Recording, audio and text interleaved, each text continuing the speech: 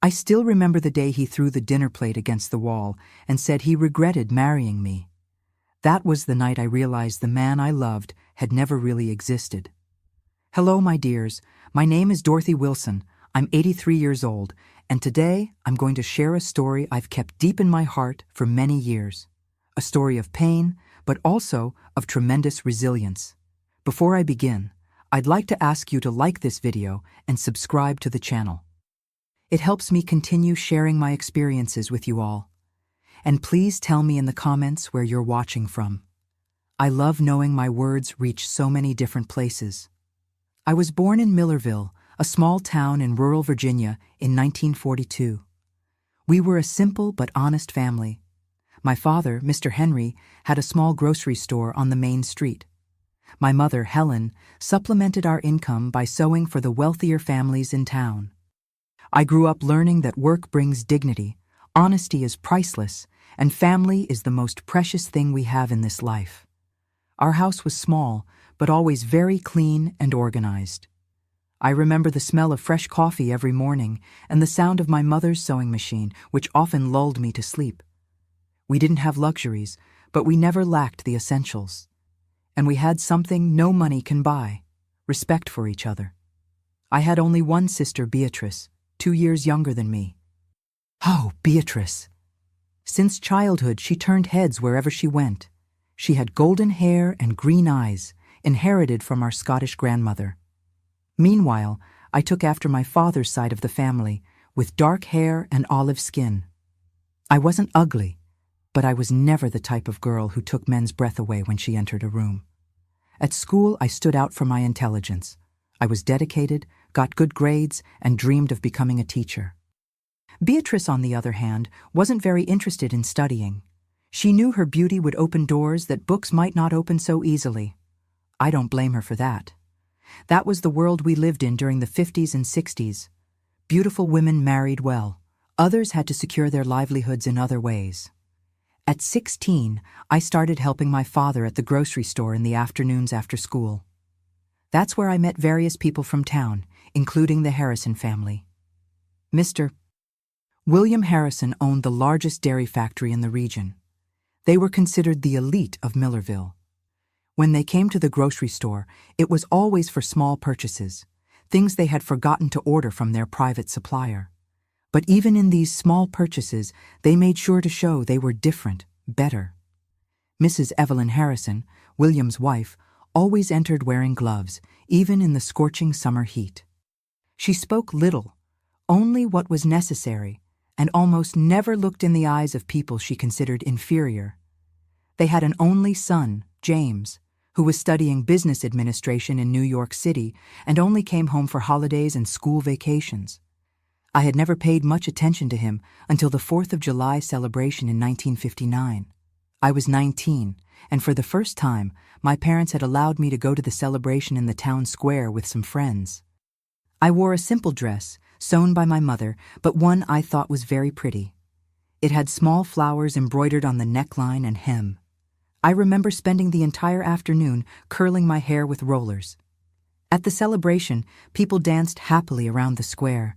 The smell of hot dogs, apple pie, and corn on the cob filled the air. Colorful banners swayed with the gentle breeze of that July night. I was happy, carefree, feeling for the first time the taste of freedom. That's when I noticed a young man watching me from across the square, tall, with dark hair combed back and a suit that clearly cost more than all the furniture in my house combined. It was James Harrison. Our eyes met, and to my surprise, he smiled. A smile that made my heart race in a way it never had before. That night, against all expectations, James came to talk to me. We talked for hours about books, music, dreams. He had just returned from New York, graduated in business administration, and spoke enthusiastically about plans to modernize his father's factory. He spoke in a way that made me feel special, as if each of my words was important, as if my opinions about the world had value. "You're different from the other girls, Dorothy," he told me. "There's something in your eyes, an intelligence, a depth that fascinates me." It was the first time someone had seen beyond my simple appearance. The first time I felt truly seen. In the months that followed, we met in secret. I told my parents I was studying at a friend's house, and James invented business meetings to justify his outings. We would meet in the small garden behind the Methodist church, where no one usually went during the week. There, among the flowers and silence, our love grew. I knew it was an impossible love. His family would never accept a daughter-in-law of humble origin, the daughter of a simple shopkeeper. And I was aware that I was deluding myself, believing in a fairy tale that could not have a happy ending. But at 19, the heart speaks louder than reason. It was on an October afternoon, with dry leaves falling around us, that James took me by surprise. "I want to marry you, Dorothy," he said, holding my hands in his. "I don't care what my parents will say. I don't care about anything but having you by my side for the rest of my life." My legs trembled, my voice disappeared. What I considered impossible was within my reach. "But your family will never accept it," I managed to stammer. "Let me handle them," James replied with that confidence that only privilege can give. "My father needs me to run the factory. He'll understand that's the condition." And so it was. A week later, James appeared at my father's grocery store, not as a customer, but as a suitor. Formally dressed, with a bouquet of roses in hand, he asked permission to officially court me. My father was speechless. My mother dropped the dish towel she was holding. The news spread through the town like wildfire. Henry's eldest daughter had won the heart of the Harrison heir. It was as if a miracle had happened in Millerville. The reactions were diverse. Some people were genuinely happy for me. Others, driven by envy, spread rumors that I must be pregnant, that I had set some kind of trap. My sister Beatrice surprised me the most. While everyone expected her to die of jealousy, she hugged me tightly and said she was happy for me. Her eyes, however, told a different story. There was something cold and calculating in that look that I would only understand much later. James's family reacted exactly as I expected. Mr. Harrison was furious, threatening to disinherit his son. Mrs. Harrison had a nervous attack that left her bedridden for 3 days. But James stood firm. Either they accepted his marriage to me, or he would abandon the family business and go work for their biggest competitor. It was a bluff, of course. James would never abandon the life of comfort and privilege he was accustomed to. But his parents didn't want to risk it. After weeks of tension, they gave in with one condition. The wedding had to be grand, befitting the Harrison name. It couldn't appear that their son was marrying in secrecy, as if he were ashamed. And so began the preparations for what would be the biggest wedding Millerville had ever seen. I felt like I was living in a dream. Suddenly, I was being taken to the best stores in New York City to choose my wedding dress, visiting jewelers to select rings, being introduced to important people as the future Mrs. Harrison. My mother tried to keep me grounded. "Don't get carried away, my daughter," she would say, as she helped me try on the wedding dress that cost more than our house. "Always remember who you are, where you came from. Money changes people's lives, but not always for the better." I listened, nodded in agreement, but deep down I thought she was being pessimistic. How could something so perfect go wrong? I was in love. I was going to marry the man of my dreams. I would have a life of comfort that my parents could never provide me. What could go wrong? The wedding took place in January 1960 at the Methodist Church in Millerville, all decorated with white orchids brought especially for the occasion. My dress, designed by a famous New York designer, had a 10-foot train and a French lace veil. Harrison family heirloom jewels adorned my neck and ears. I looked like a princess from a fairy tale. The reception was at the country club, decorated like a palace to receive the 500 guests, many of whom I had never seen in my life. Politicians, businessmen, influential people from various parts of the state, all wanting to see up close the simple girl who had won the heart of young Harrison. Amidst that crowd of strangers, I felt alone. My parents and my sister seemed out of place, embarrassed by so much luxury. James circulated among the important guests, introducing me like a newly acquired trophy. His smile didn't reach his eyes like in our secret meetings in the church garden. It was at that moment, amid the sound of the orchestra and the clinking of crystal glasses, that I felt the first tightness in my heart, the first sign that perhaps I had made a mistake. But I pushed that thought away. It was just the nervousness of the big day, I convinced myself. Everything would be fine when we were alone, when we started our life together. Our honeymoon was in Paris. I, who had never left Millerville, was suddenly crossing the ocean on a plane, staying in a luxury hotel with a view of the Eiffel Tower. It was all so surreal that sometimes I pinched myself to make sure I wasn't dreaming. James was attentive, affectionate, exactly as he had been during our courtship. We walked hand in hand through the streets of Paris, visited museums, dined in fine restaurants. At night, in his arms, I felt like the happiest woman in the world. But reality began to set in when we returned to the United States.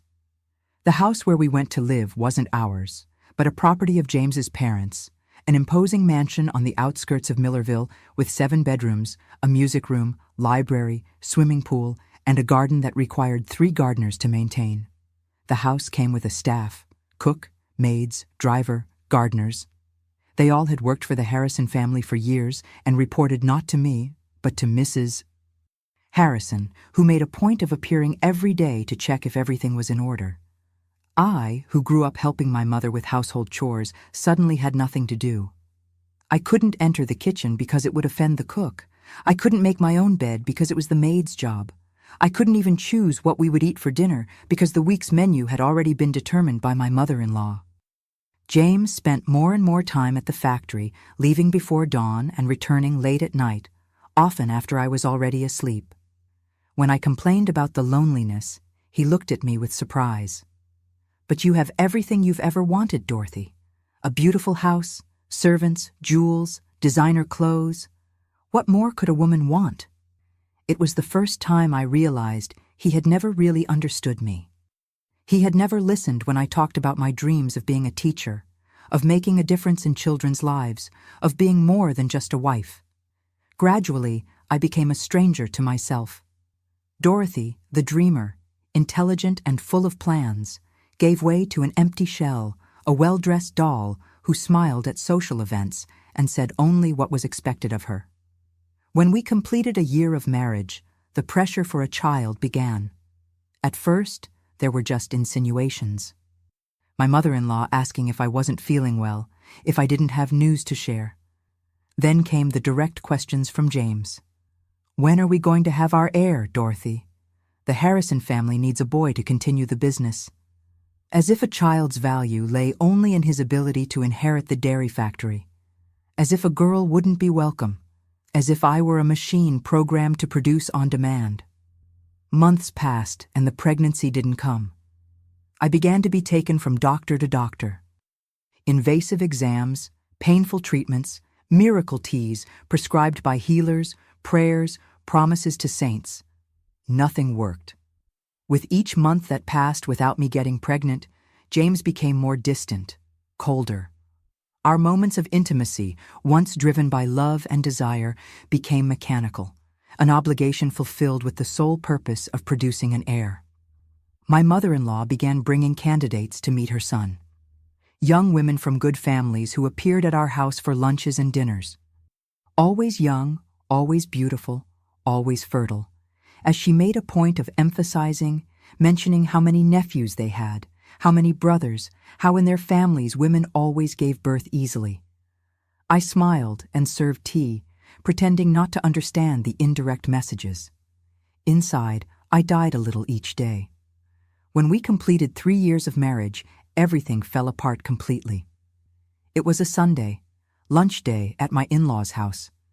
The whole family gathered, including my parents and my sister Beatrice, who now worked as a secretary at the Harrison factory, a job that James had provided at my request in one of the rare moments when he still seemed to care about my feelings. Lunch was proceeding as always, superficial conversations, compliments on the food, discussions about politics and business from which women were politely excluded. I was drinking more wine than usual, trying to endure those hours of social torture. When I got up to help serve dessert, my hand trembled, and a few drops of wine fell on the white linen tablecloth. A family heirloom that my mother-in-law proudly displayed. A small accident, something that in a normal family would be cause for laughter at most, but not in the Harrison family. Silence fell over the table like a sentence. All eyes turned to me, some with pity, others with barely disguised contempt. My mother-in-law let out a dramatic sigh, as if I had committed an unforgivable crime. It was then that James, the man who had once told me he loved me more than anything in the world, threw his napkin on the table and exploded. Besides not being a proper wife, she's clumsy too. You're useless. If you don't give me a child by the end of the year, I'll marry your sister. Time stopped. The air became heavy, unbreathable.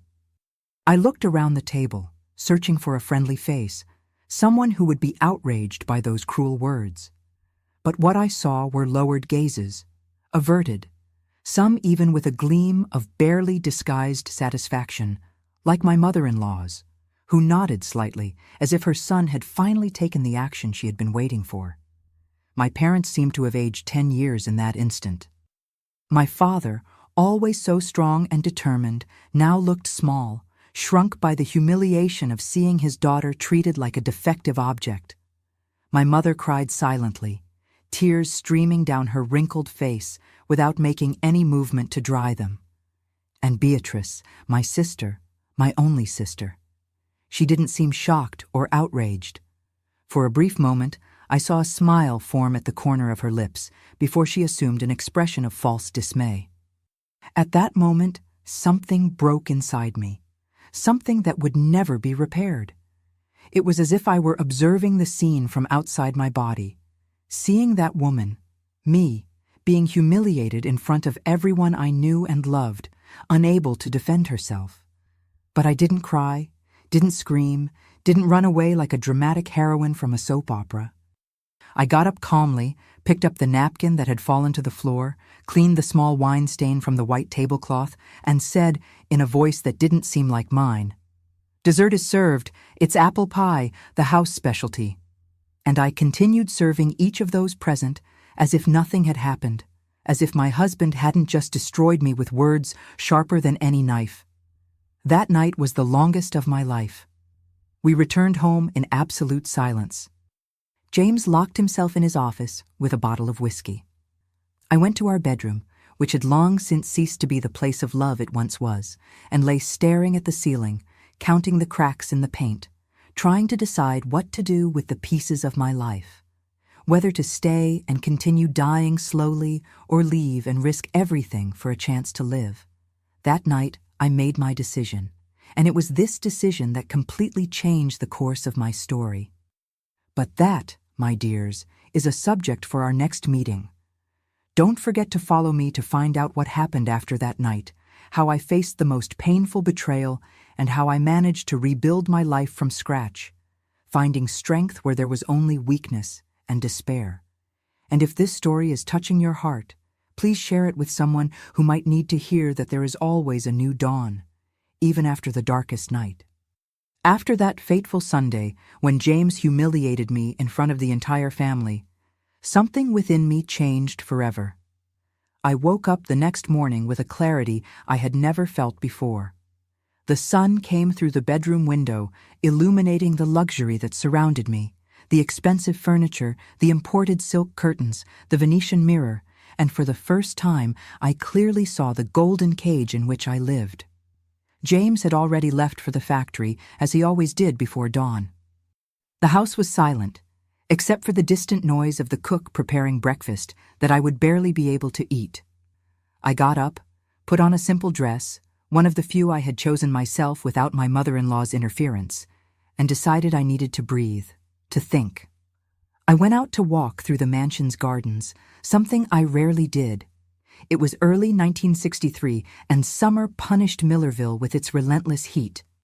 The garden flowers, carefully cultivated by the gardeners, displayed vibrant colors that contrasted with the gray that had taken over my soul.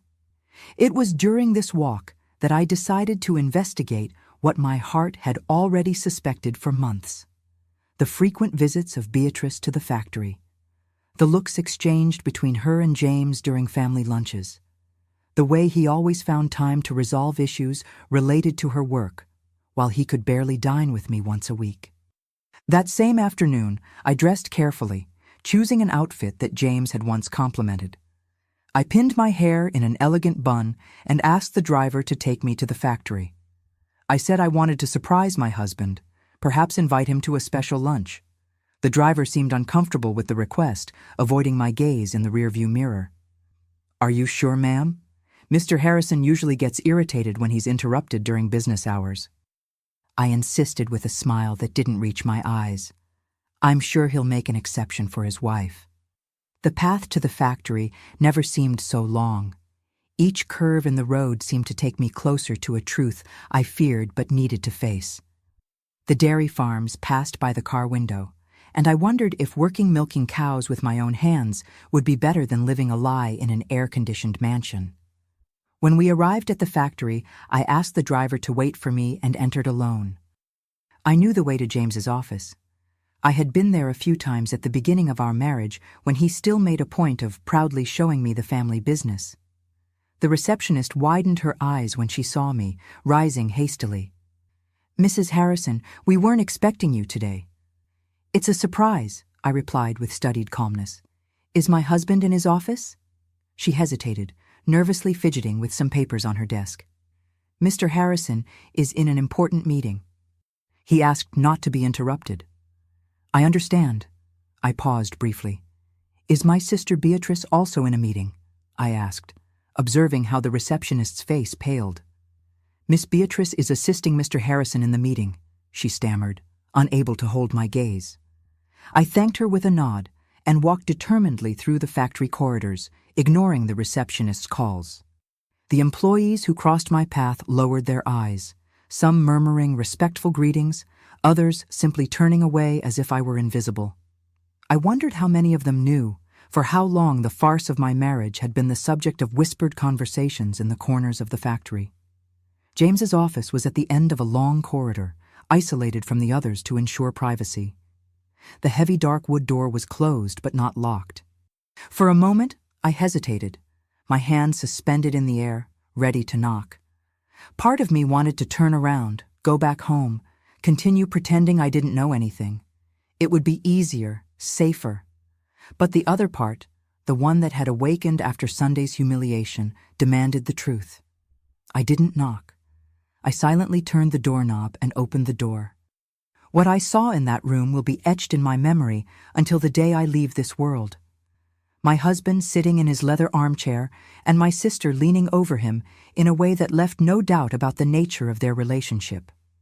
Work papers scattered across the desk were just a disguise for what really happened in those meetings. They didn't see me immediately. It was the sound of my wedding ring hitting against the doorknob that made Beatrice turn her face in my direction. The shock in her eyes quickly gave way to something that chilled my soul. It wasn't guilt or shame. It was anger at being interrupted. James composed himself more quickly, adjusting his tie and assuming that arrogant expression I had learned to hate. "What are you doing here, Dorothy? You know I don't like to be interrupted during work." The audacity of those words, as if I were the intruder, the one in the wrong, ignited something inside me. A courage I didn't know I possessed. "Work?"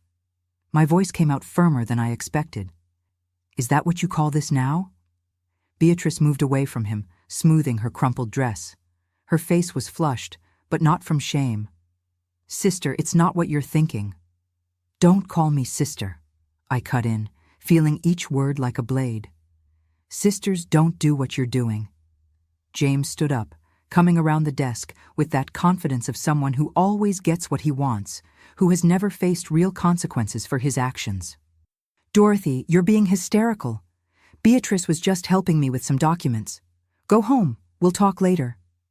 I looked from one to the other, clearly seeing the lie, the contempt, the certainty that I would accept any explanation to keep up appearances, to continue being Mrs. Harrison. "There won't be a later, James," I said simply, removing the ring from my finger and placing it on the desk. "It's over. I turned to leave, but he grabbed my arm forcefully, his fingers leaving marks on my skin. "You're not going anywhere. You're my wife, remember?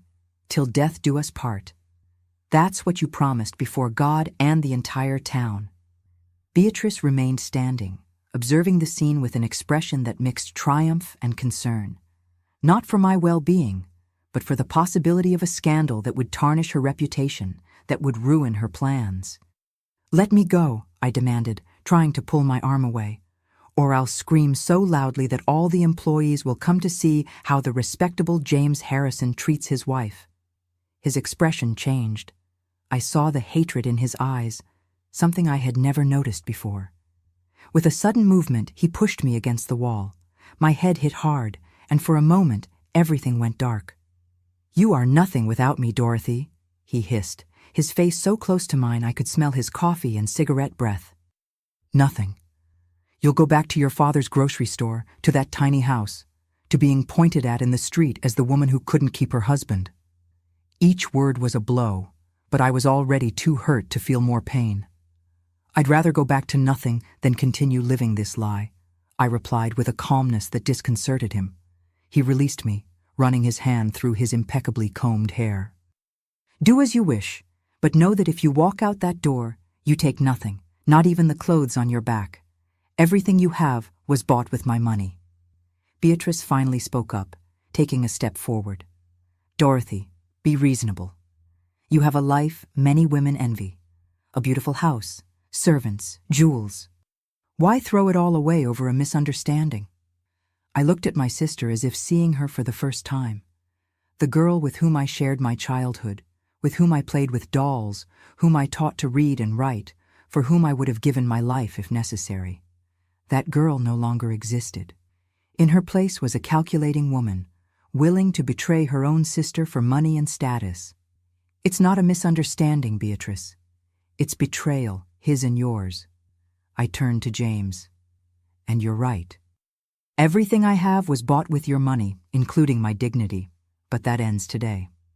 I left the office with my head held high, ignoring the curious looks from the employees, who had certainly heard part of the argument. The driver was waiting for me in the car, pretending not to notice my altered state, the bruise that was beginning to form on my temple, the watery eyes that I refused to let overflow. "Home, ma'am?" he asked. "No," I replied, making a decision that would change the course of my life. "To the bus station, please." The driver hesitated, clearly uncomfortable. "Are you sure, ma'am? Mr. Harrison—" "Mr. Harrison is no longer my husband," I interrupted. "And I am no longer Mrs. Harrison. I'm just Dorothy, and I need to go to the bus station." He nodded silently and started the car. During the journey, I looked for the last time at the streets of Millerville, the town where I was born, grew up, and thought I would build my life. I passed by my father's grocery store, saw him serving a customer with that gentle smile that was his trademark. I thought about stopping, saying goodbye, explaining, but there was no time. James would come after me, not out of love, but out of wounded pride, out of fear of scandal. At the bus station, I thanked the driver, a simple man who was just following orders, but who looked at me with a silent compassion that was worth more than 1,000 words. I took the first bus that would leave town without caring where it was going. I just needed to be far away. Sitting on that old bus, in my fine dress that would soon be of no use to me, I realized I had only my purse with me, with little money and no documents other than my ID card. I had left behind clothes, jewels, memories, but I had also left behind fear, submission, the shame of not being what others expected of me. The bus departed, raising dust on the dirt road. I looked out the window and saw in the distance the silhouette of the Harrison factory against the orange sunset sky. For a moment, I felt a tightness in my chest, not from regret, but from the acute perception that I was completely alone in the world. That bus was headed to Pittsburgh, Pennsylvania, a city I had never visited, where I knew no one, or almost no one. I remembered Aunt Martha, my maternal grandmother's sister, who had moved there many years ago after becoming a widow. My mother maintained sporadic correspondence with her, and I knew only that she lived in a simple house near St. Paul's Cathedral. It wasn't much, but it was a start, a place to spend the first night, to breathe and think about the next step. During the journey, which lasted all night, I oscillated between moments of absolute panic. What had I done? How would I survive? And a strange sense of freedom I had never experienced before. I arrived in Pittsburgh the following morning, exhausted, hungry, my body aching from the journey in an uncomfortable bus seat. The city, with its steel mills and industrial landscape, seemed a world apart from Millerville. Hurried people crossed the streets, merchants opened their shops. The smell of fresh bread came from a nearby bakery. I asked an elderly lady where St. Paul's Cathedral was, and she pointed to a hill not too far away. "It's up that slope, dear. You can't miss it. The most beautiful in the city." I thanked her and began to climb the steep hill, feeling the morning sun warming my back. Each step was an effort, not just from physical fatigue, but from the weight of the decisions I had made in the last 24 hours. The cathedral was truly impressive, with its elaborate facade and towers that seemed to touch the sky. I sat on a bench in the square in front, trying to organize my thoughts. How would I find Aunt Martha? The city wasn't small, but it wasn't so large that everyone would know each other. That's when I noticed a lady leaving the cathedral, carrying a basket with flowers. Something about her movements, the way she adjusted the scarf on her head, reminded me of my grandmother. I approached timidly. "Excuse me, ma'am. By any chance, do you know Martha Wilson?" The lady looked at me with curiosity. "Martha. Yes, I know her. She lives 2 blocks from here in a yellow house with blue windows. She's my neighbor." "Why? Are you related to her?" "I'm her grandniece," I replied, feeling immense relief at this small miracle. "I came from Millerville to visit her, but I don't have the exact address." The lady smiled. "Come, I'll take you there. Martha will be happy with the visit. She lives so alone, poor thing." We walked together through the narrow streets until we reached the yellow house with blue windows.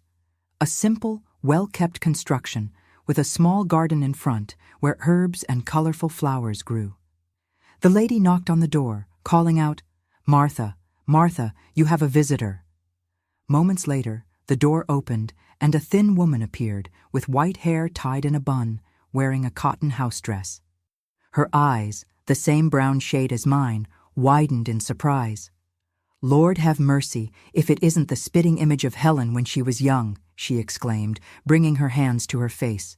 "You must be her daughter, Dorothy or Beatrice?" "Dorothy," I replied, feeling tears finally overcoming the barrier I had erected. "I'm Dorothy, Aunt Martha." She hugged me with surprising strength for someone so frail. She smelled of rosemary and lavender, a scent that instantly reminded me of my childhood, of afternoons spent in my grandmother's backyard. Come in," she said, pulling me inside the house. "You must be tired from the journey. I'll prepare some coffee for us." As she moved about the small kitchen, I looked around. The house was simple but welcoming. Well-preserved old furniture, lace curtains on the windows, a Catholic shrine in a corner of the living room. Nothing there resembled the opulence of the Harrison mansion, but there was something much more valuable: peace. When the coffee was served, Aunt Martha sat across from me and asked simply, "What happened, my child?"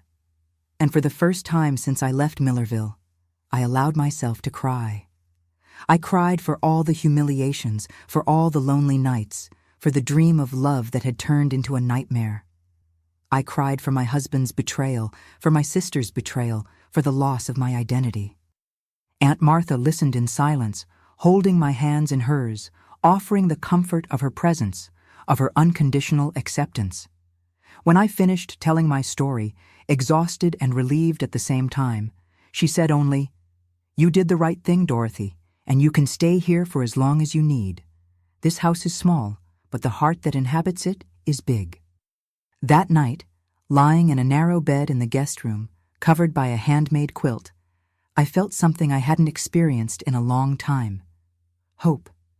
I didn't know what the future held for me, but I knew that, for the first time in years, that future would be written by me. Not by James, not by the Harrisons, not by the social conventions that imprisoned me. I placed my hand on my stomach, feeling a slight nausea that had been accompanying me for a few days and that I had attributed to stress. And then, like a flash, came the realization my period was late. I, who had tried so hard to get pregnant during my marriage, who had been humiliated and called barren, possibly carried a life inside me. Destiny, in its infinite irony, had chosen this moment, when I was finally freeing myself from James, to grant me the child he had so desired. I smiled in the dark, a smile mixed with tears. If it were true, if I really was pregnant, this child would be my chance to start over, to build a family based on true love, not appearances. I fell asleep with this possibility warming my heart, not knowing that the challenges I would face in the coming months would test every ounce of my strength and determination, but also not knowing that these same challenges would reveal a Dorothy that even I didn't know. A woman capable of facing storms and emerging from them not just a survivor, but transformed. That first night at Aunt Martha's house marked the beginning of a journey I could never have imagined. The suspicion of pregnancy was confirmed 2 weeks later when the local midwife, Mrs. Sarah, a lady with calloused hands and wise eyes, confirmed what my body already knew. "You're expecting a baby, girl.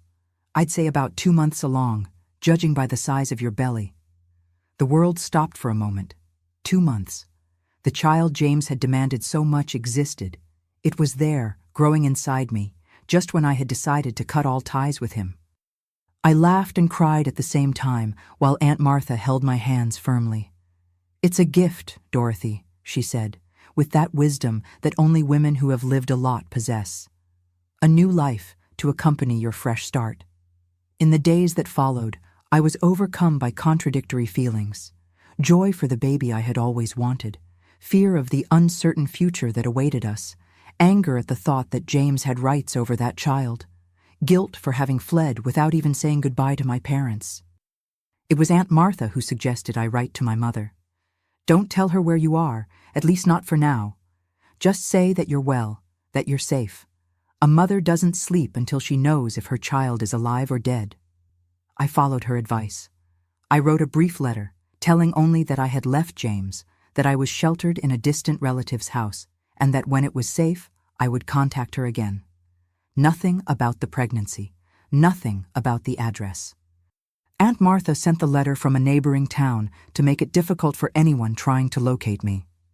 The month of April 1963 passed slowly. My body began to show the first signs of pregnancy. Morning sickness that left me exhausted, sore breasts, a hunger that alternated with complete repulsion for certain foods. Aunt Martha took care of me with a mother's dedication, preparing teas to ease the discomfort, ensuring I ate well even on difficult days. Life in the small house with blue windows had its own rhythm, completely different from the Harrison mansion. Here, there were no servants to do everything. Each meal had to be prepared by our own hands.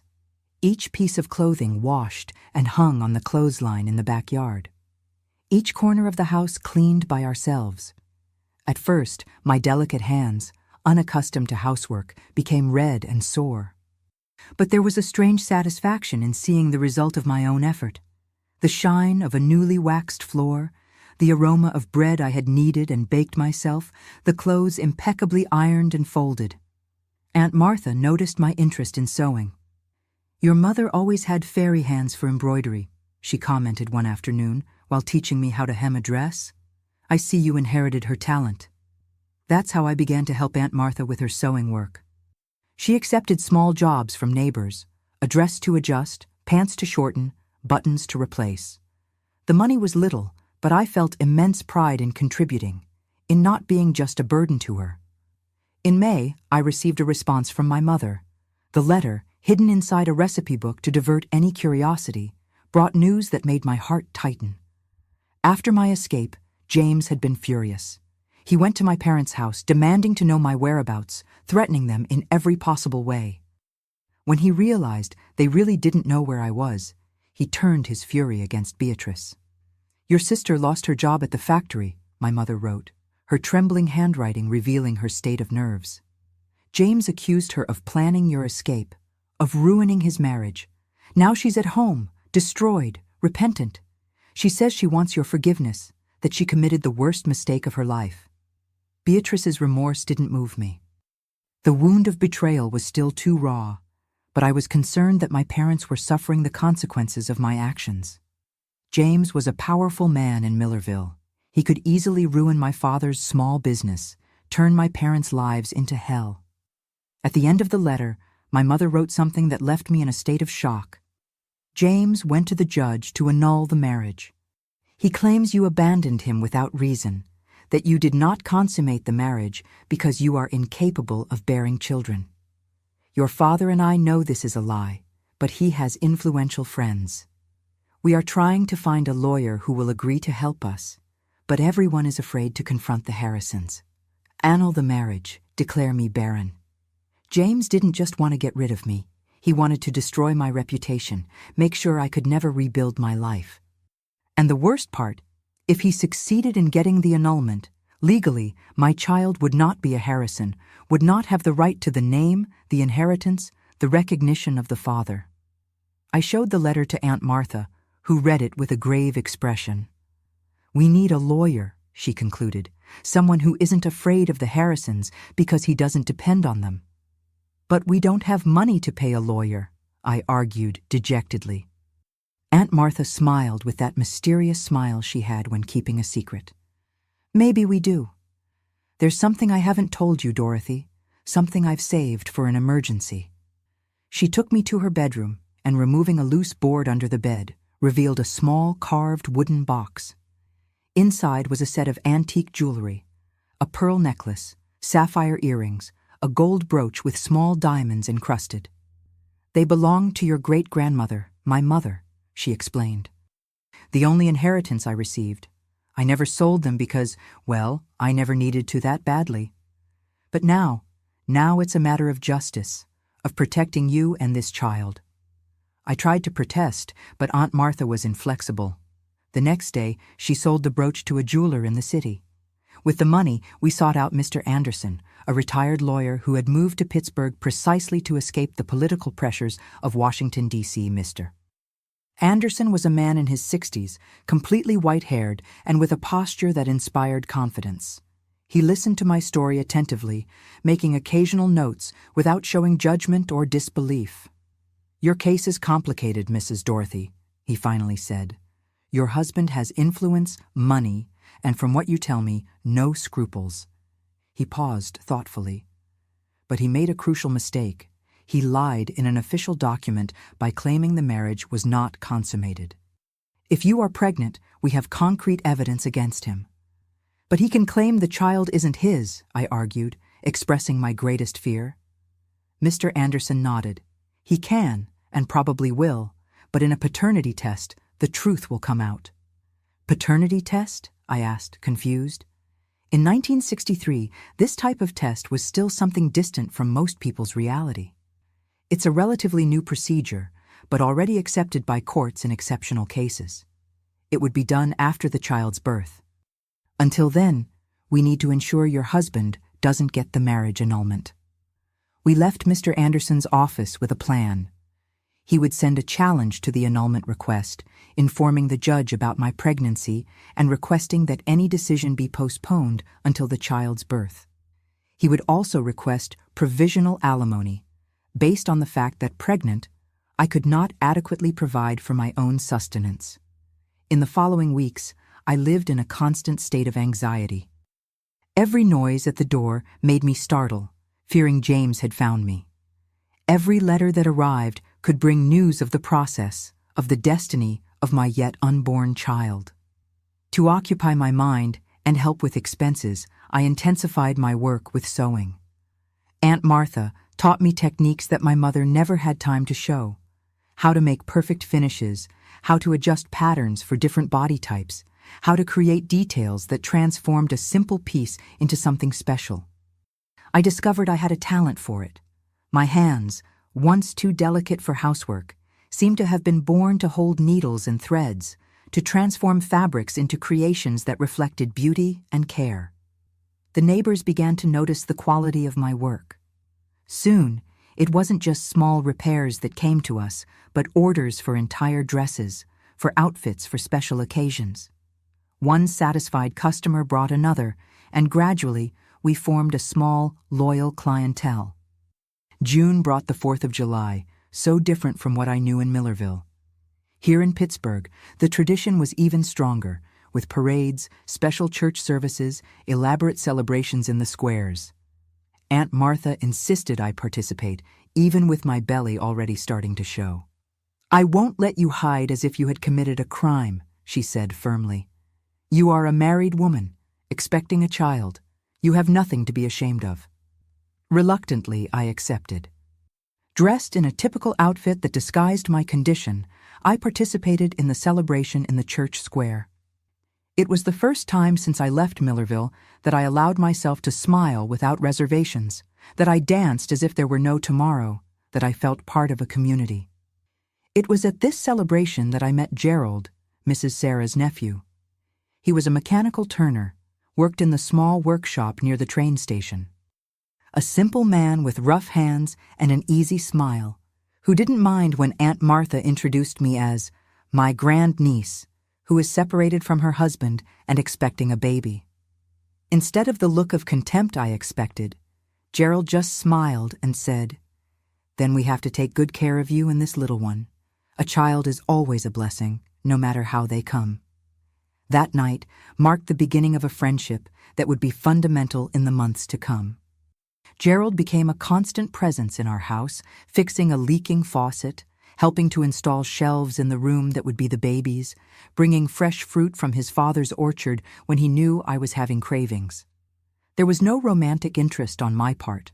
The wound left by James was still bleeding. And the last thing I wanted was another man in my life. But Gerald's sincere friendship, his respect for my situation, his willingness to help without asking for anything in return, were balms for my wounded soul. July brought news that again changed the course of my story. Mr. Anderson appeared at our door on a hot afternoon, carrying a folder of documents and an expression that mixed relief and concern. "The judge accepted our challenge, Mrs. Dorothy," he informed us as soon as we sat in the small living room. "The annulment process is suspended until the child's birth, and more, he granted provisional alimony that your husband must pay monthly." I felt immense relief. For the first time since I had fled, I had a legal guarantee, protection against James's manipulations. "But there is another development," continued Mr. Anderson, his tone becoming more serious. "Your husband has hired investigators to find you. They have already been to 3 different cities, showing your photo, asking questions. It's only a matter of time until they get here." My blood froze. The idea of confronting James, of seeing him again, caused me an almost physical terror. I remembered the violence in his eyes during that last confrontation, the way his hands had left marks on my arms. "What do we do?" I asked, my voice trembling. "You have 2 options," replied the lawyer. "You can stay and face him, trusting that justice and truth will prevail. Or you can leave again, go to a place where he won't find you, at least until the baby is born, and the paternity test is done." I looked at Aunt Martha, who was squeezing my hands in hers. I looked at the small living room that had become my refuge, at the garden visible through the window, where I imagined my child playing one day. "I'm not running away again," I decided, feeling a firmness I didn't know I possessed. "I've run once. Enough of living in fear. This is my home now, and no one is going to take me from here." Mr. Anderson smiled as if approving my decision. "In that case, let's prepare. The battle will be difficult, but I'm sure the truth is on your side." That night, sitting on the porch, watching the stars that dotted the winter sky, I felt my baby move for the first time. A light movement, like the flutter of butterfly wings, but unmistakable. I placed my hand on my belly, now clearly visible under the loose dress, and whispered, "We're in this together, little one. You and me against the world if necessary, but we'll win, I promise." The following weeks were of intense preparation. Mr. Anderson gathered witnesses who could attest to James's character, former factory employees who had been unjustly fired, people who knew the backstage of the Harrisons' power. Aunt Martha organized documents, letters, everything that could be useful to prove I hadn't abandoned the home without reason, as James claimed. I continued working on sewing, now with even more dedication. Each completed dress, each satisfied customer was a small victory, proof that I could build something with my own hands, be more than just James Harrison's wife.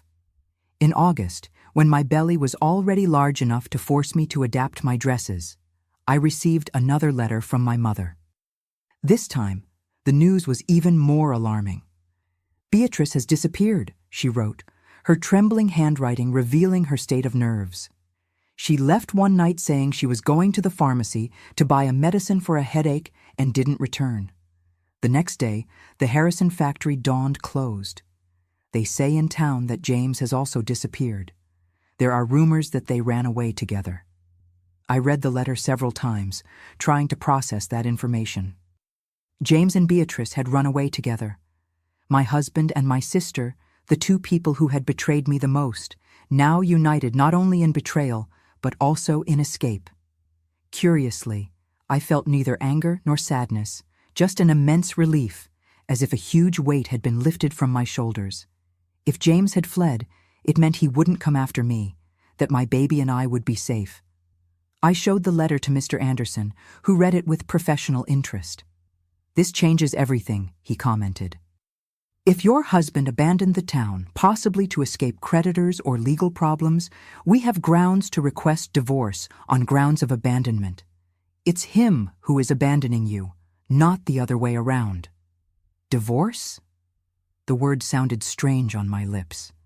In 1963, divorce was still not legalized in many states, with complex legal separation proceedings that didn't always dissolve the marriage bond. "Legal separation, technically," corrected the lawyer, "but with the same practical effects for you: freedom to live your life, exclusive custody of your child, right to alimony." That night, I dreamed of an open field, bathed in sunlight. In the dream, I ran freely with a baby in my arms. There were no walls, no fences, no James to tell me what to do, how to live, just the infinite horizon and the promise of better days. I woke up with a smile on my lips and certainty in my heart. The worst had passed. The storm was beginning to move away, and although there were still clouds in the sky, I could glimpse the rainbow forming in the distance. September arrived, bringing spring and more news. Through Mr. Anderson's contacts, we discovered that James had indeed fled the country, probably to Mexico. The dairy factory was on the verge of bankruptcy, sunk in debts he had hidden for years. There were also accusations of tax evasion, document forgery, bribing inspectors. The Harrison empire, built over generations, was collapsing like a house of cards. Mr. Harrison, already elderly and sick, suffered a stroke upon learning of the extent of the problems left by his son. Mrs. Harrison, once so proud and haughty, now walked the streets of Millerville with her head down, facing the accusing looks of those who once feared and respected her. I received this news with a mixture of compassion and a feeling of justice being done. I didn't wish harm on anyone, not even those who had made me suffer. But there was something poetic in the way life had reversed our positions. I, who had left Millerville with nothing but the clothes on my back, was now building, day by day, a new life, honest, based on work and respect. They, who had had everything, lost even their dignity. And so, with a lighter heart and a soul at peace, I entered the last trimester of pregnancy. My baby was growing strong, moving constantly, as if wanting to remind me every moment that I would never be alone again. The last months of 1963 flew by between preparations for the baby's arrival, the sewing work that increased each week, and the news about the separation process. October brought an official letter informing that James had been declared a fugitive from justice, accused of tax and banking fraud. With this, the judge finally granted my legal separation on grounds of abandonment, ensuring exclusive custody of the baby I still carried in my womb. I remember the day Mr. Anderson brought the official documents. I sat in the rocking chair on the porch, caressing my 8-month belly, and read each word with a sense of freedom I had never experienced before. I was no longer Dorothy Harrison. I had returned to being Dorothy Wilson, mistress of my own destiny. "It's a new beginning, little one," I whispered to my baby, who responded with a vigorous kick. For both of us. My parents were finally able to visit me when they found out where I was. The emotion of the reunion was indescribable. My father, always so strong, cried like a child when he hugged me, touching my belly with reverence, as if it were something sacred. "My daughter," he repeated between tears. "My daughter has returned." My mother, more practical as always, came loaded with packages, clothes she had sewn for the baby, homemade sweets she knew I loved, natural remedies to ease the discomfort of the last months of pregnancy. During that visit, I learned more details about James and Beatrice's escape. Apparently, the fraud scheme at the factory was about to be discovered by federal inspectors. James, foreseeing disaster, had planned the escape in advance, transferring money to accounts abroad, selling properties secretly, preparing to disappear. Beatrice, blinded by ambition and perhaps by a distorted feeling she confused with love, agreed to flee with him, abandoning not only our parents but also her own son. Yes, she had given birth to a boy in July, fruit of the relationship with James. The baby remained in the care of my parents, who were now raising their grandson as if he were a son. "You can't imagine the work this boy gives us," commented my mother with that tone that mixed complaint and pride. "He has his father's strong temperament." I couldn't help but notice the irony of the situation. I, who had been humiliated and rejected for not being able to get pregnant, was now expecting a child. Beatrice, who had conquered my husband, abandoned her own son to follow a man who, knowing him well, would certainly abandon her too as soon as a new opportunity arose. But there was no room for resentment in my heart. Life had taken care of doing justice in a way I could never have imagined, and now I just wanted to look ahead, to the future I would build with my child. My parents stayed for a week, helping to prepare the small baby's room, advising me on caring for newborns, reconnecting with me after months of forced separation. When they left, promising to return as soon as the baby was born, I felt strengthened, ready for the next chapter of my life. And that chapter came sooner than I expected. In the early morning of December 12th, 1963, I woke up with a sharp pain that crossed my belly like lightning. My water had broken, soaking the bed sheets. The baby was coming, almost 3 weeks earlier than expected. Aunt Martha, always alert even during sleep, heard my muffled groan and ran to my room. Seeing the situation, she didn't hesitate for a second. "I'll call Mrs. Sarah," she said, already putting on a coat over her nightgown. "Breathe deeply and try to stay calm." Easy to say, impossible to do. The contractions increased in intensity and frequency, making me double over in pain. Fear mixed with anticipation, anxiety with the primordial instinct awakening in my body. It was time to bring my child into the world. Mrs. Sarah arrived in record time, bringing her midwife's bag and a tranquility that only years of experience can give. She examined me with gentle hands, assured me that everything was progressing normally, and began to prepare the room for delivery. "It will be quick," she predicted with a confident smile. "This baby is in a hurry to meet the brave mother it has." The following hours were a fog of pain, sweat, and determination. I clung to Aunt Martha's hands as if they were my only connection to reality, while my body worked on the ancient miracle of bringing a new life into the world. When the sun was beginning to rise, tinting the Pittsburgh sky with shades of pink and gold, I heard the most beautiful cry that would ever sound to my ears. My baby had arrived. A small but perfect girl, with a dark down covering her head and surprisingly strong lungs for someone so tiny. "A warrior like her mother," commented Mrs. Sarah, placing the small bundle in my trembling arms. I looked at that little red, wrinkled face, at the little eyes that opened timidly to the world, and felt such overwhelming love that I could hardly breathe. It was as if the entire universe had condensed into that tiny being, as if nothing else mattered beyond protecting and loving that creature. "Claire," I whispered, tears streaming freely down my face. "Your name is Claire." I chose this name not only for the clarity she brought to my life, but also because it meant purity, new beginning, light after darkness. My little Claire had been born in freedom, far from the shadows of the past that had tormented me so much. The first months of motherhood were a roller coaster of emotions and discoveries. The sleepless nights, the constant doubts, the fatigue that seemed to permeate every cell of my body, but also the indescribable joy of seeing the first smile, of hearing the first coo, of feeling the grip of that tiny hand around my finger. Aunt Martha was my guardian angel during this period. She took care of Claire when I needed to rest.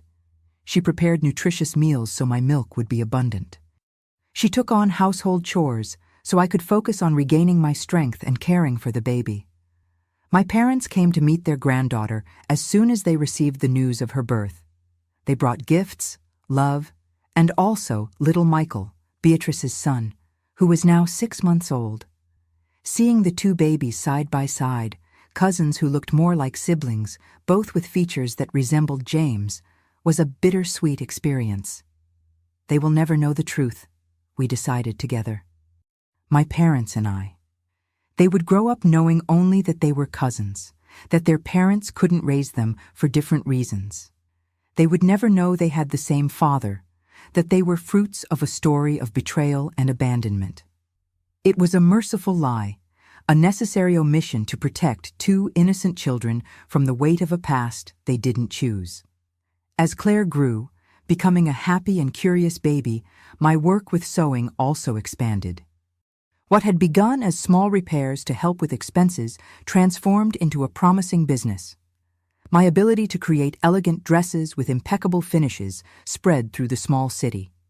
Soon, the women of Pittsburgh and surroundings began to seek me out for special occasions.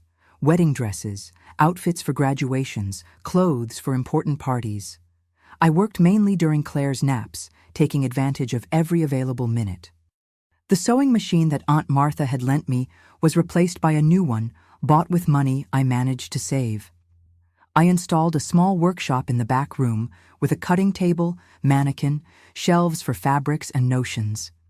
In 1964, with Claire turning one, I made a bold decision. I rented a small commercial space in the center of the city. It wasn't anything grand, just a modest space with a storefront, improvised fitting room, and service counter. But it was mine, the first concrete step in building a new life. Wilson Atelier. That's how I baptized my small business, with a simple hand-painted sign. Aunt Martha took care of Claire while I attended to customers during the day. At night, I took work home, sewing until late, often with my daughter sleeping peacefully in the crib next to the sewing table. It was a hard life, of constant work and financial worries, nothing compared to the luxury I knew as James's wife. But there was a deep satisfaction in each completed dress, in each satisfied customer, in each dollar earned with my own effort. 1965 brought news that again changed the course of my story. One of my customers, owner of a small clothing store in Philadelphia, saw a party dress I had created for her niece and was impressed with the quality. "You have talent, Dorothy," she said, carefully observing the finishing details. "Have you ever thought about creating your own line? I'm sure it would sell well in my store." That casual conversation planted a seed that would germinate in the following years. I began to design my own models in addition to fulfilling specific orders. I invested in better fabrics, in distinctive trimmings. Gradually, the Dorothy Wilson brand began to gain recognition beyond the borders of Pittsburgh. In 1966, I hired my first employee, Doris, a young widow with a skill for sewing and a desperate need for work. I taught her everything I knew, and together we managed to significantly increase the atelier's production. Claire, now almost 3, was growing like a wildflower, strong, vibrant, full of life. She was a smart girl who talked non-stop and showed from an early age a taste for clothes and fabrics. She spent hours playing with colorful scraps, creating dresses for her dolls, imitating me in gestures and manners. "She has your determination," commented Aunt Martha one afternoon, watching Claire patiently assemble a puzzle too complex for her age. And thank God, nothing of that man. It was true. Physically, Claire had some of James's features, the shape of the eyes, the tone of her hair, but in essence, in spirit, it was as if she were only my daughter, shaped by the love and values I strive to transmit since her birth. In 1968, I received news that left me in a state of shock. A letter from my mother informed me that Beatrice had returned to Millerville alone, sick, without money. James had abandoned her in Mexico, fleeing with another woman and taking all the money they had managed to save. "She is unrecognizable, Dorothy," wrote my mother. "Thin, aged, with the empty eyes of someone who has lost everything, not just material goods, but also dignity, hope. She asks about you, about Claire, about the son she abandoned. I don't know what to tell her." I read that letter countless times, trying to organize the turmoil of emotions that invaded me. Anger, compassion, a bittersweet sense of justice being done. Beatrice had reaped exactly what she had sown: betrayal, abandonment, suffering. Part of me wanted to ignore her return, let her face the consequences of her choices alone. But another part, perhaps the one Claire had awakened in me, could see beyond the anger. Beatrice was my sister, my blood. She had terribly erred, but had also been a victim of her own naivete, of the manipulation of a man without scruples. After days of reflection, I responded to my mother's letter. "Tell Beatrice she can come visit me when she feels better. I don't promise immediate forgiveness, but I promise to listen to what she has to say." 2 weeks later, an unrecognizable Beatrice descended at the Pittsburgh train station. The beauty that had always been her trademark had disappeared, giving way to a prematurely aged woman with deep wrinkles around her eyes, lusterless hair, shoulders curved by the weight of her own mistakes. Our reunion was tense, loaded with contradictory emotions. I took her home, where Aunt Martha received her with surprising gentleness, considering she knew the whole story of the betrayal. Claire, curious as always, observed that unknown aunt with attentive eyes, without shyness. "You look sad," she commented with the brutal honesty that only children possess. "Do you want to play with me? Playing always makes people happy." It was that innocent comment that broke the tension. Beatrice cried for the first time since she had arrived, not calculated tears to cause pity, but a genuine, deep, purifying cry. Between sobs, she told her story. How James had seduced her with promises of eternal love, how he had convinced her to abandon everything and everyone to flee together, how he had mistreated her in Mexico and finally abandoned her, leaving her without money, without documents, with nothing but the clothes on her back. "I don't expect your forgiveness, Dorothy," she said when she finally managed to calm down. "I know what I did is unforgivable. I just wanted you to know that I regret it every day, that I pay for my mistake every minute, with every breath." I didn't respond immediately. Forgiveness is not something granted with easy words, especially for wounds so deep. But I offered what I could at that moment: a place to stay, a chance for reconstruction. "You can stay with us for now," I said, surprising myself with the offer. "We have a small room in the back that you can use. In exchange, you'll help at the atelier. We'll see how things develop over time." That's how Beatrice became part of our lives again. At first, she worked only cleaning the atelier, organizing fabrics, answering the phone. Gradually, as she demonstrated reliability, I began to teach her to sew. To my surprise, she had a natural talent for drawing. She could capture on paper the models I described, giving them life with precise strokes and creative details. Our relationship was rebuilt slowly, brick by brick. We didn't return to being the carefree sisters of childhood. There were too many scars for that. But we formed a new connection based not just on the blood we shared, but on the mutual respect that grew each day. The years passed at an accelerated pace. 1970 arrived, bringing expansion for Wilson Atelier, which now occupied an entire house in the center of Pittsburgh. We had 5 permanent employees, in addition to seamstresses who worked at home. Our clothing line was sold in boutiques in Philadelphia, New York City, and even Chicago. Claire, now 6 years old, already showed the entrepreneurial spirit she had inherited from me. She loved to stay at the atelier after school, helping to serve customers, giving surprisingly mature opinions about colors and styles. She was a happy child, secure, loved not only by me, but by Aunt Martha, by Beatrice, by the entire small community we had built around us. In 1972, I made another decision that would change our future. With the help of the local bank, I bought a small warehouse on the outskirts of the city and transformed it into a mini factory. No longer just custom-made dresses, but small-scale production of ready-to-wear pieces. Blouses, skirts, simple dresses that carried the Dorothy Wilson label to a broader audience.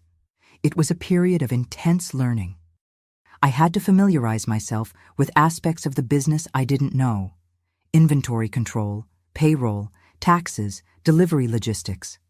Many nights I spent poring over accounting books, trying to understand the numbers that would determine the success or failure of my venture. Beatrice was fundamental in this phase. Her talent for drawing had evolved into a true gift for fashion creation. It was she who developed a large part of the collections, who captured the trends, who translated onto paper the ideas that bubbled in our minds. "We make a good team, don't we?" she commented one night as we worked on the summer collection. Who would have thought after everything? I looked at my sister, no longer the dazzling beauty of yesteryear, but a mature woman with expression lines that spoke of pain and growth. I thought about our journey, the twists life had imposed on us, the choices we had made, some terrible, others redemptive. "Yes," I replied, feeling a peace that took years to arrive. "We make a good team." And so, brick by brick, day after day, I built what many would call an empire. Not with inheritance, not with privileges, not with dishonest shortcuts, but with hard work, clear vision, and a determination that even I didn't know I possessed until I was forced to discover it. The simple girl from the grocery store, who once dreamed of being a teacher and ended up becoming a trophy wife to a rich man, had transformed into a respected businesswoman, dedicated mother, a woman complete in herself. And the best was yet to come. The 70s represented a time of great growth for the business and for my small family. Claire grew up healthy and brilliant, standing out at school not just in grades, but also in the natural leadership she exercised among her peers. My daughter had a magnetic personality, a perfect blend of sweetness and determination that filled me with pride. In 1975, when Claire turned 12, I made an important decision. It was time for us to move to a larger city, where she would have access to better schools and our clothing line could reach new markets. After much research and some reconnaissance trips, I chose Boston as our new home. The farewell to Pittsburgh was painful. The small city had welcomed me when I had nothing but hope and fear. Each cobblestone street, each church held memories of my years of reconstruction.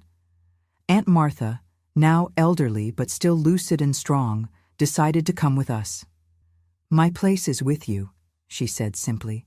"Here I only have walls and old furniture. You are my family." Beatrice also accompanied us. Our relationship, though never returning to what it was in childhood, had transformed into a solid partnership based on mutual respect and the shared love for Claire, who affectionately called her Aunt B and loved her stories and drawings. In Boston, I rented a larger warehouse in the industrial area and transferred production there. We bought a comfortable house in a quiet neighborhood, with enough space for all of us, including an office where Beatrice and I could work on new collections. The first months in the Massachusetts capital were of intense adaptation. The scale was different. More customers, more suppliers, more employees to manage.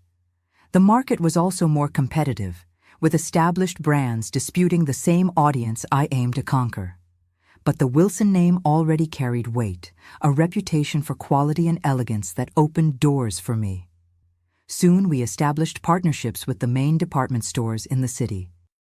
Our line of women's clothing, which blended sophistication with practicality, found great acceptance among modern women of the time, those who, like me, needed to balance work, family, and personal life. In 1976, we took another bold step. We opened our first owned store in the commercial heart of Boston, an elegant space with large windows and comfortable fitting rooms. Dorothy Wilson, fashion for real women, was the slogan Beatrice created, perfectly capturing the essence of what we sought to offer. It was during this period that Claire began to show real interest in the business. At 13, she spent hours in the store after school, observing, learning, absorbing every detail of the operation. She had a keen eye for trends and a natural empathy with customers. "Mom, that lady won't like this model. It doesn't match the way she walks," she whispered to me once about a customer who was trying on a dress. Claire was right. Minutes later, the woman returned the piece to the hanger with a dissatisfied expression. In 1978, I received news that shook our family. Aunt Martha had been diagnosed with advanced cancer. The doctors gave her a few months to live. That extraordinary woman who had welcomed me when I had nothing, who had helped raise Claire with so much love, who had been more of a mother to me than my own mother in many moments, was leaving us. "Don't cry for me, child," she said when she saw me crying beside her bed. "I've lived a full life. I've seen you transform from a frightened young woman into a powerful woman. I've seen Claire grow strong and healthy. What more could I ask for?" Aunt Martha departed peacefully on an October afternoon, holding mine and Claire's hands, with Beatrice sitting at the foot of the bed. Her last breath was accompanied by a gentle smile, as if she were glimpsing something beautiful, beyond our understanding. The pain of her departure was profound, but there was also immense gratitude for everything she had represented in our lives. In her honor, I created a scholarship for young seamstresses, ensuring that her legacy of generosity and teaching would continue. Life went on. The decade of the 80s brought new challenges and opportunities. Claire, now a young woman, decided to study business administration at the University of Massachusetts, determined to apply formal knowledge to the family business. Beatrice developed a children's fashion line that became an unexpected success, expanding our reach in the market even further. By 1985, Dorothy Wilson Apparel was already a nationally recognized brand, with 3 owned stores and presence in more than 50 retail outlets across America. We had 120 direct employees and a network of seamstresses who worked from home, many of them women in situations similar to what I had faced: single mothers, widows, women who needed to rebuild their lives after abusive relationships. It was in that year, at the height of our success, that the past knocked on our door unexpectedly. I was at the company headquarters reviewing the winter collection with Beatrice when my secretary entered with a concerned expression. "Mrs. Wilson, there's a man in reception insisting on speaking with you. He says it's a very important personal matter. He looks ill. He wouldn't give his name, but he left this for you." She handed me a small gold brooch with a sapphire in the center, a piece of jewelry I knew very well, which had belonged to the Harrison family for generations, which James had given me on the day of our engagement. My heart raced. After 22 years, James had found me. Beatrice paled upon seeing the brooch, recognizing it instantly. "You don't need to see him," she said, holding my hand tightly. "We can send him away, call security if necessary." I took a deep breath, feeling a strange calm wash over me. The fear I once felt for that man had disappeared long ago, replaced by an almost complete indifference. He no longer had power over me, over my happiness, over my life. I didn't respond, just stood up. "I'm going to see him. I need to close this chapter once and for all." In the reception area, I barely recognized the man sitting in the waiting chair. Of the 22 years that had passed, it looked like 40 had left their marks on him. Completely white and thinning hair, deeply wrinkled face, body curved like a dried branch. Only his eyes, those dark eyes that once made me dream, retained something of the James I had known. He tried to stand when he saw me, but his fragile legs gave way, forcing him to lean on the cane he carried. "Dorothy," he murmured, his voice trembling, barely audible. "I finally found you." I signaled for him to follow me to my private office, where we could talk without the curiosity of the employees. He walked with difficulty, each step seeming a monumental effort. When we were alone, I faced him directly. "What do you want, James? After all these years, why seek me out now?" He lowered his eyes. The arrogance that had once been his trademark was completely absent. "I'm dying, Dorothy. Liver cancer, terminal stage. The doctors gave me 3 months at most." I didn't feel the perverse satisfaction I might once have imagined at such news, just a slight sadness for human misery, for the fragility that equals us all in the end. "I'm sorry," I replied with sincerity, "but I still don't understand why you came to find me." James took from his pocket a yellowed photograph, a newspaper clipping where I appeared next to Claire, now a teenager, in a report about women entrepreneurs. "Our daughter," he said, caressing the image with trembling fingers. "She's beautiful, intelligent too, from what the article says. Helps you manage the business." "My daughter," I corrected firmly. "Claire is my daughter." "You might have contributed your DNA, but you were never a father to her in any sense that mattered." He nodded, accepting the harsh truth without protest. "You're right. I don't deserve to call her mine. I don't deserve anything from either of you." He paused, breathing with difficulty. "I didn't come to ask for forgiveness, Dorothy. I know what I did is unforgivable. I just came to say that I'm proud of what you built, of what you became, despite me, not because of me." His words caught me by surprise.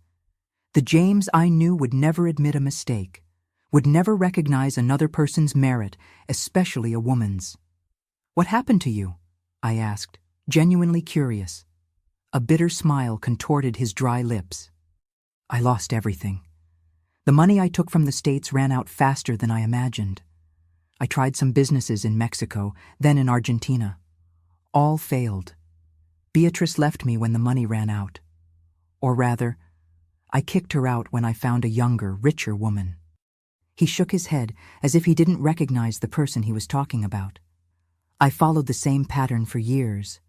Deceive, use, discard, until my health began to fail and I found myself alone, with no one who cared whether I lived or died.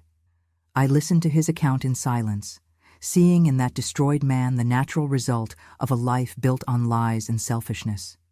There was no satisfaction in his misfortune, just the realization that we reap exactly what we sow." "Why did you come back to the United States?" I finally asked. "To die at home," he answered simply, "and to try to correct at least one of the many mistakes I made. You know I had another son with Beatrice?" I nodded. "Michael. My parents raised him after Beatrice ran away with you."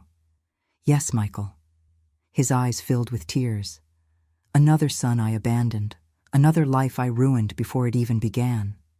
I tried to find him too, but your parents, our in-laws, have already passed away, and no one in Millerville knows where the young man went." "He's well," I informed him, seeing the genuine interest in his eyes. "He grew up strong, studied engineering, got married, has 2 small children. Beatrice has maintained contact with him for some years." James absorbed the information, with a mixture of relief and regret. "That's good. I'm glad he had a better life than he could have had with me."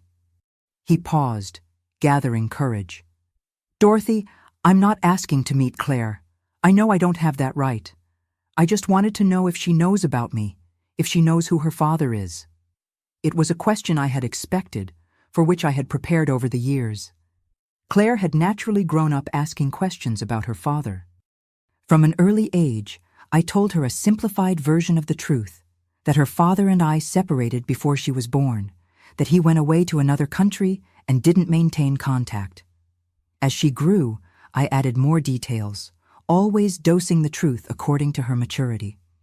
At 18, when she insisted on knowing the whole story, I told her everything: the betrayal, the humiliation, the escape, the struggle to survive alone with her in my belly. Claire listened to everything in silence, occasionally holding my hand when emotion made it difficult to continue. "She knows," I answered James. "She knows everything about you, about us, about the past. Claire is a strong woman, capable of handling the truth, no matter how painful it may be." He accepted that like someone receiving a just but painful sentence. "I understand. Thank you for being honest with her." He stood up with difficulty, leaning on his cane. "I won't take any more of your time, Dorothy. I just wanted to see you one last time, to know about your daughter." As he turned to leave, a question arose in my mind, one I never thought I would ask. "Where are you staying, James? Here in Boston?" He seemed surprised by my interest. "In a cheap inn near the bus station. It's what I can afford now." At that moment, looking at that broken man who had once been the center of my universe, I felt something unexpected. Compassion, not for him specifically, but for the human condition, for the fragility that equals us all in the end. "I can't offer forgiveness," I finally said. "Some wounds are too deep, but I can offer peace. I have contacts at St. Mary's Hospital. I can ensure you receive good care in your last months." His eyes widened in shock. "Why? Why would you do this for me after everything?" "I'm not doing it for you," I replied honestly. "I'm doing it for myself, to show myself that that frightened young woman who fled Millerville 22 years ago has truly transformed into the woman I always wanted to be.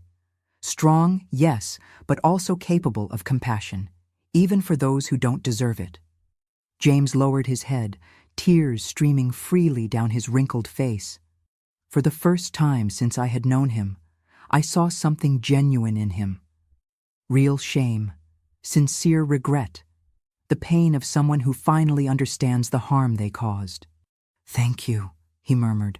"I don't deserve your generosity." "No, you don't," I agreed without rancor. "But that's the point of compassion, isn't it? It has nothing to do with deserving." After his departure, I spent a long time looking out the window of my office, observing the movement of the city outside. Hurried people coming and going, each carrying their own story, their own struggles, their own regrets. That night, I told Claire about the meeting with James. She listened attentively, her mature face, now at 22, the same age I was when I fled, revealing a complexity of emotions.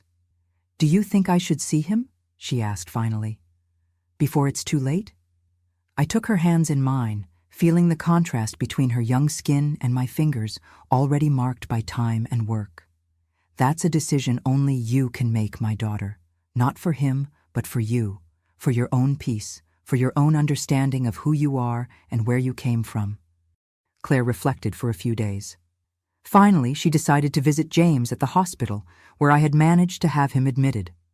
She went alone, insisting it was something she needed to do on her own. When she returned, hours later, her eyes were red from crying, but there was a serenity in her countenance that reassured me. "How was it?" I asked softly, serving her a cup of chamomile tea that Aunt Martha always prepared in difficult moments. "Strange," she replied after a moment. "Like meeting a character from a book you read a long time ago. Recognizable, but not real, not connected to you." She paused, sipping the hot tea. "He asked for my forgiveness, said he was proud of the woman I've become, thanks to you. He showed me old photos from when you were married. It seemed like someone else's life." "And how do you feel?" Claire reflected for a moment. "At peace, I think. I realized he has no power over me, over who I am, that I can acknowledge that half my DNA comes from him without letting that define my identity. That you, Mom, were both father and mother to me, and did an extraordinary job."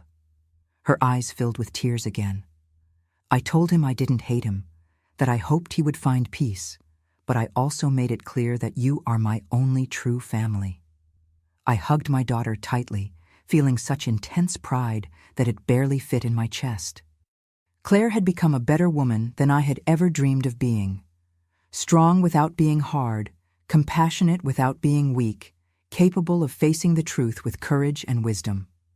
James passed away 6 weeks later, more quickly than the doctors had predicted. Claire attended the funeral, discreetly, remaining at the back of the small chapel, which was almost empty. Beatrice also went, for reasons only she knew, perhaps seeking closure for a painful chapter of her own life. I didn't go. I had made my peace with the past long before that day, long before James reappeared in our lives.